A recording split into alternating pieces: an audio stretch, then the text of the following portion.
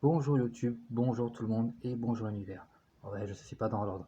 Seconde vidéo, juste après la première que j'ai laissée il y a quelques minutes, je vous ai dit que je venais parler de mes expériences de pilule bleue. Voilà. Je ne vais pas commencer depuis le début, mais je vais parler de certaines relations que j'ai eues en tant que pilule bleue. Voilà, n'oubliez pas, je vous ai dit que bon, on m'a appris le respect, ainsi de suite.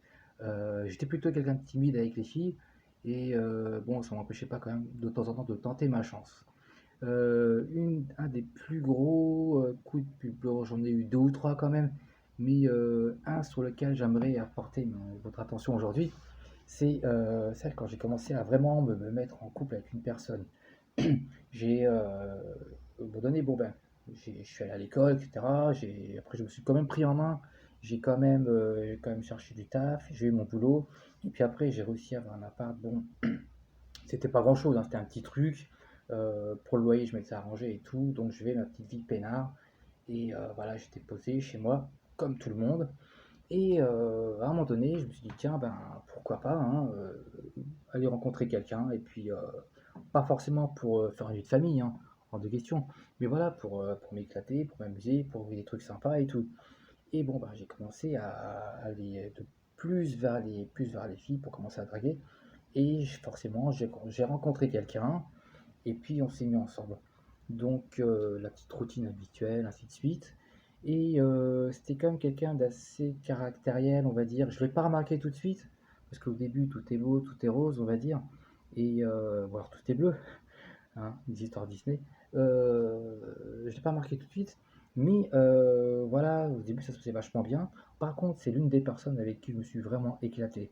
Quand je vous dis éclaté, voilà, vous devez comprendre de quoi je parle. C'était vraiment sympa. On a exploré beaucoup de choses, sans aller trop loin non plus, on n'est pas des bourrins, mais voilà. Et petit à petit, cette personne, où on a avancé dans la vie, quoi, dans la vie de couple, c'était quelqu'un qui cherchait du travail, elle aussi. Voilà. Donc, elle est venue s'installer chez moi, petit à petit, elle a posé ses affaires, etc. Euh, voilà, elle avait ses histoires. Quand j'allais bosser, bon ben voilà, elle était chez moi, elle faisait sa vie, etc. Peut-être qu'elle sortait, peut-être qu'elle voyait ses copines et tout. Mais elle me disait toujours, oui, oui, t'inquiète, je trouve du travail et tout, pas de souci. Bon, je gagnais pas beaucoup à l'époque, moi, c'était toujours tout juste, hein, je m'en sortais tout juste, hein. Bon, des fois, j'avais du retard dans mes loyers, etc. Bon, j'étais presque sur la limite, mais je me débrouillais quand même. Voilà. Et puis bon, cette personne s'installait, bon, ça faisait un salaire pour deux. Elle réussissait des fois à trouver des petits trucs, des petites missions d'intérim d'une semaine, ça rapportait pas grand-chose. Et puis bon, bah, c'était surtout pour elle. Parce qu'à l'époque, en tant que pilier bleu, je disais, ben non, garde tout pour toi, je m'occupe de tout et tout, patati, patata. Et à un moment donné, je me suis dit, tiens, ben, je vais t'aider à trouver quelque chose. Alors j'ai essayé de jouer avec mon cercle amical, etc. Il se trouve que c'était quelqu'un qui aimait bien les animaux. Et on s'est dit, tiens, ben, si tu veux, pourquoi pas, tu pourrais faire toiletteuse pour chien. Ça, c'était à l'époque, quoi. Elle voulait pas se lancer. Je dirais pas qu'elle était fiante, mais elle voulait pas se lancer dans les trucs administratifs, etc. Donc, elle trouvait ça génial. C'était une formation qu'il fallait lui payer, une formation de 15 jours pour commencer. Et après, elle pouvait intégrer une école. Voilà, donc je me suis mis à prendre sur ce que j'avais pour pouvoir lui payer cette formation et tout. Donc, première semaine, ça s'est bien passé. Elle m'en parlait pas trop. Bon, voilà, je lui ai fait un chèque à l'époque. Et elle m'en parlait pas trop. Elle fait, ouais, ça se passe bien, etc. Et tout. Bon, ben moi, je voyais que ça lui plaisait. Je me suis dit, bon, ben c'est cool. Après, quand tu auras ta formation, tu restes là-bas 6 mois de formation complète en ayant intégré l'école de toiletteur pour chien. Et après, tu pourras commencer à faire des stages en entreprise et tu pourras débuter sur un truc sympa. Puisque je crois qu'à un certain moment, elle aurait pu être payée. Donc, qui dit être payé, ça se serait arrangé pour nous. Il y aurait eu deux salaires, on aurait pu avoir une condition de vie un peu plus agréable qu'elle l'était à l'époque. Et puis, 15 jours après, je vois que quand elle rentre le soir, elle fait la gueule et tout. Elle fait oui, bon ben ça va pas et tout. Je lui dis, dis-le moi si ça va pas, etc. Elle fait non, c'est bon et tout. Et ce qui se passe, c'est que, c'est important ce que je veux dire, c'est que le 16e jour, elle y va pas. Je lui dis, ben qu'est-ce qui t'arrive? Bon, ben, non, ça lui convient pas, elle se plaît pas, les gens ne lui plaisent pas, à ce qui paraît, on lui parle pas bien, et cetera. Au début, j'y croyais. Quand j'ai connu la personne, je me suis dit: «C'est normal qu'on ne parlait pas bien» et j'ai dit: «Bon, ben, tu sais que j'ai déposé un tu sais que j'ai fait un chèque quand même, c'est pas normal, là, j'ai payé pour je sais pas combien de temps, pour rien». Alors, je regarde les conditions générales, voilà, de souscription, et cetera, à cette formation et je vois qu'on pouvait, se rétracter au bout de 15 jours et ouais, au bout de 15 jours. Je crois qu'elle le savait très bien, j'ai l'impression qu'elle le savait et j'ai appelé un jour de trop et le 16e jour, il était trop tard. Elle m'a dit: «Mais non monsieur, c'était trop tard, il fallait appeler, au moins, appeler 2-3 jours avant pour que ce soit enregistré et puis, on aurait pu vous rendre votre chèque, c'est trop tard». Donc ça, c'est ma première expérience, comment j'ai été roulé, et je me suis fait avoir. Mais ça s'arrête pas là. Bien plus tard, j'avais un voisin, qui était un peu foufou. Voilà, on va dire ça comme ça, pour être gentil, c'était un gros bagarreur, il arrêtait pas de se battre, il rentrait, il était esquinté, des fois, alors je sais pas ce qu'il faisait, il invitait des potes chez lui, mais ça finissait toujours par se taper. Et finalement, à force de le rencontrer tous les jours, bon, on a presque failli s'embrouiller une fois, mais ça s'est bien passé. Voilà, et du coup, on est resté en bonne relation.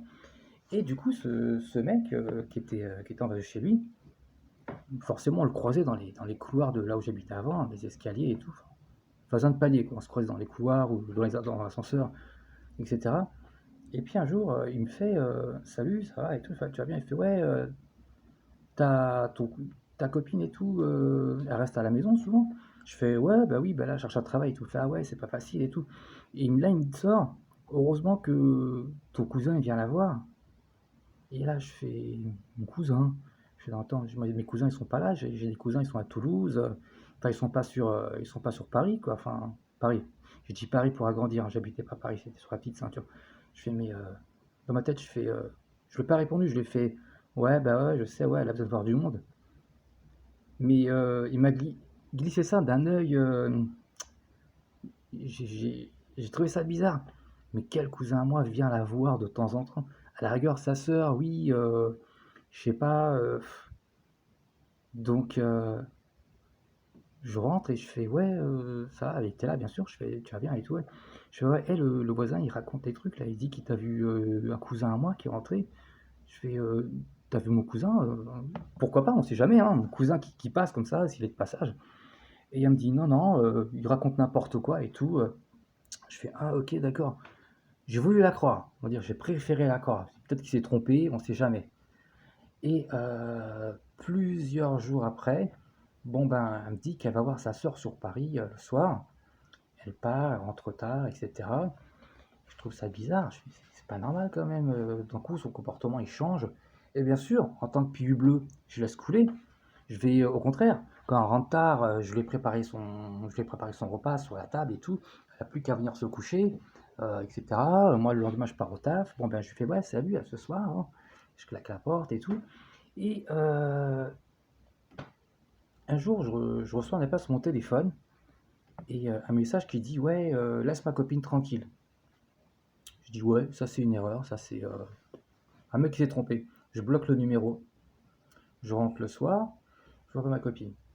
Ok, bon ben tant pis, je revois un texto, elle me fait ah ouais, je suis chez ma soeur et tout, désolé, j'ai pas vu l'heure passer, bon ben je rentre, je rentre.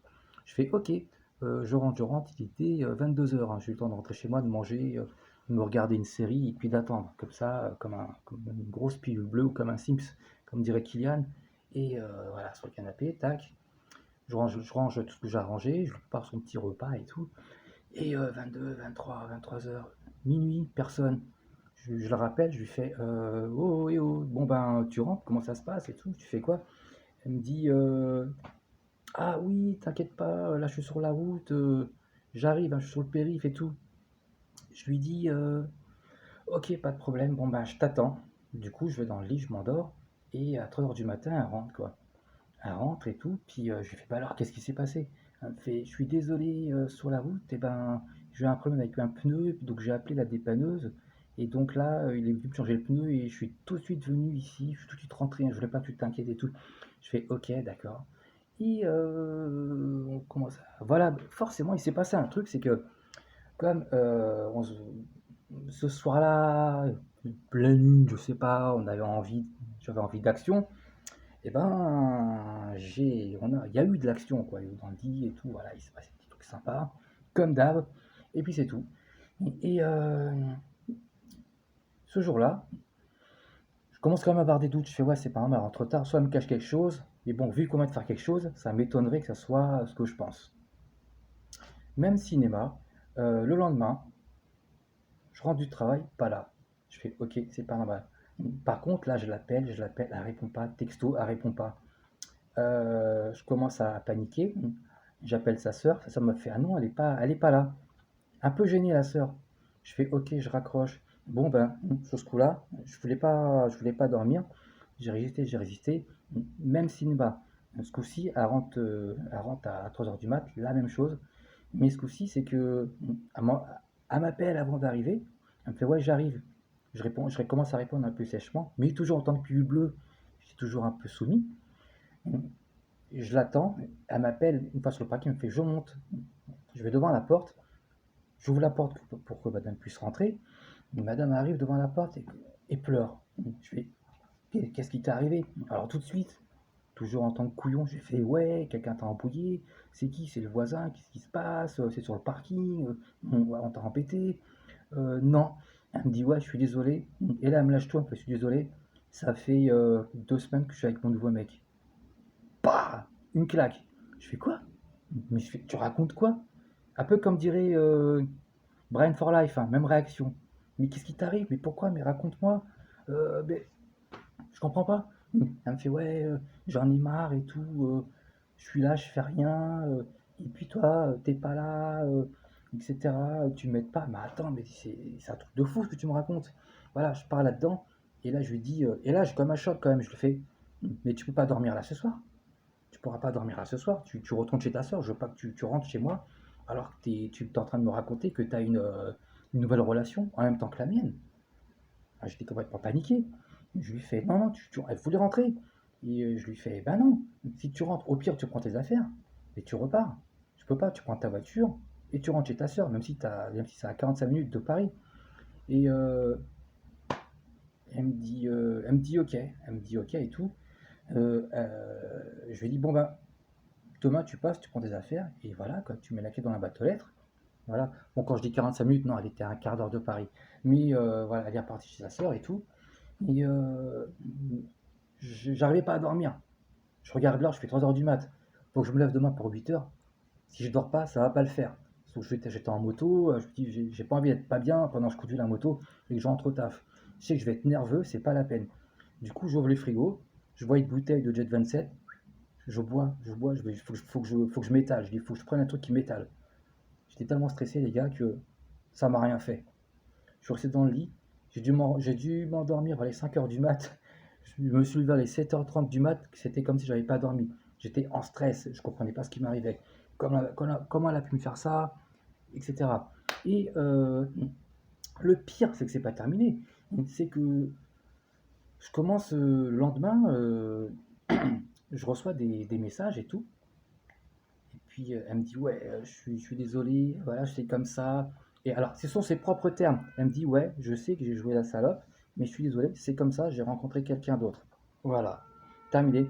Et puis elle me fait ouais, je vais te dire, et elle me dit je vais te dire que le soir on a couché ensemble. 1 heure avant, je venais de coucher avec mon mec. Alors là, c'était la totale. Alors là, c'était la totale. Là, elle m'a achevé. C'était terminé. J'ai pris mon téléphone, je l'ai éclaté dans le mur. Sur le lieu de travail, heureusement. Heureusement.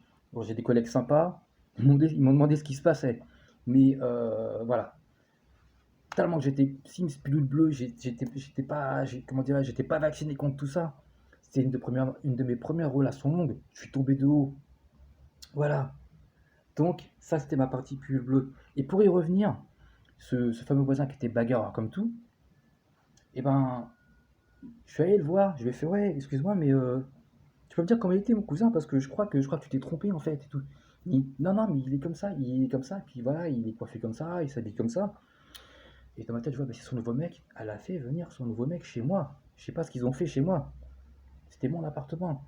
Et il y a des détails plein de détails qui me sont remontés en mémoire. C'est que à l'époque, je collectionnais les katanas, des faux bien sûr.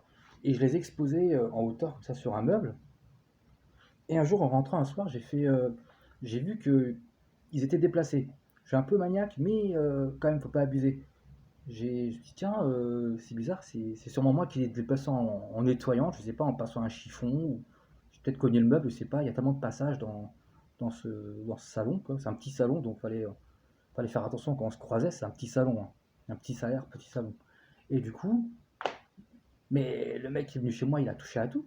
Là, je suis devenu encore plus dingue, plus dingue. Mais à l'époque, comme je savais pas quoi faire, j'ai rien fait. Je suis même pas allé voir le mec, j'ai laissé tomber, j'ai fait à mon ex, j'ai fait bon ben salut, tu prends tes affaires, au revoir. Quand j'ai appris ça, le soir où elle m'envoyait les textos pour me dire tout ce qui s'était passé, je suis rentré chez moi, j'ai regardé partout s'il manquait rien. Heureusement, il manquait rien. Et je suis allé voir ses affaires, elle avait tout pris. Et elle a foutu les clés dans ma boîte aux lettres. Voilà comment c'est terminé. Une grosse histoire de pub bleu, comme dirait Kylian TC. J'essaierai de lui faire écouter ma vidéo s'il peut. Vrai que là, il va sûrement l'écouter. Et aussi Brian for Life. Voilà. Je vous avais dit, et voilà, à la fin, morale de pull rouge, de pull bleu, quand on est toujours pull bleu. Forcément, il faut s'en prendre plein la tronche. C'est pas la première aventure que j'ai eue comme ça qui m'a achevé. Je vous en raconterai encore, je vous en dirai encore une ou deux, plein de surprises. Mais voilà, avant de passer au reste, je voulais faire le point là-dessus. Donc, les mecs, faites très attention quand vous mettez avec quelqu'un. Il faut que ça soit quelque chose. Si vous décidez de vous mettre en couple, si jamais vous sentez que vous êtes une pull bleue, faites quand même attention. Faites des recherches et assurez-vous que la relation soit saine. Ça part de là. J'accuse personne. Mais que ce soit pour fille ou garçon, bien sûr. Parce que ce genre de comportement, un garçon peut l'avoir. Mais pour vous dire, assurez-vous que la relation soit saine. Il y a une confiance qui doit s'installer avant tout. Et après, ainsi va la vie, c'est à vous de choisir. Voilà. Donc, c'était tout pour ma première histoire.